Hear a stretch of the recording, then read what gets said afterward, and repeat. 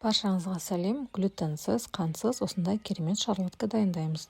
Ол үшін ыдысымызға 3 жұмыртқамызды салып, үстінен эритрит немесе стевия салып, жақсылап миксерге аламыз.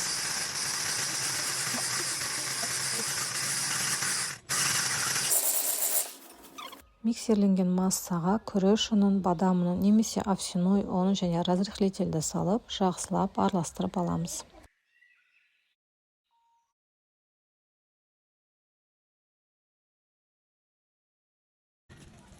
Массамызды пергамент төселген формаға құйып, бетінен кез келген формада туралған алмамызды салып, 180 градуста пісіріп аламыз.